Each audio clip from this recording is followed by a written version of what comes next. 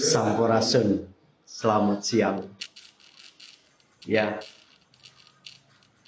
kita bicara agak politik sekarang berat.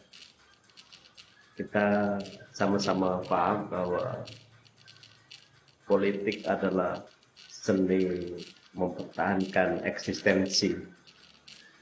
Siapa tidak kuat mental, jangan ada di situ. Itu ada game yang berlaku secara umum. Kita kembali kepada isu ijazah Presiden Jokowi. Memang luar biasa ini mas, orang satu ini. Entah apa amalan ritualnya sehingga dia selalu jadi trendsetter dari 2 dekade terakhir. Luar biasa. Isu terkini adalah tim pengacara dari penggugat ijazah palsunya Pak Jokowi mundur. Siapa dia? Zainal Mustafa.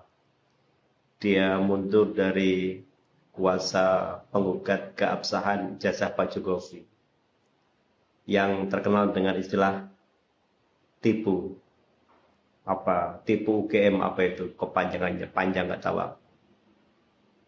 Kenapa dia mundur? Yang paling memalukan, menyedihkan adalah ternyata dia ditengarai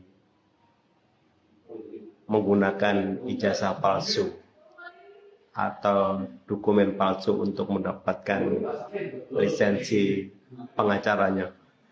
Aduh, luar biasa. Tapi itulah politik. Makanya agama kita selalu mengajarkan hasibu anfusakum. Sebelum ngoreksi orang ya koreksilah diri sendiri, jangan terlalu bernafsu. Jangan karena kebencianmu kemudian menghilangkan rasa adilmu kepada siapapun. Ini yang nggak boleh. Makanya orang itu harus selalu menggunakan akal budinya, akal waratnya, supaya hidupnya tentram, selamat, damai. Tidak hanya pintar mengkoreksi orang, tapi juga dia harus pintar mengoreksi dirinya, apalagi terkait orang lain. Oke?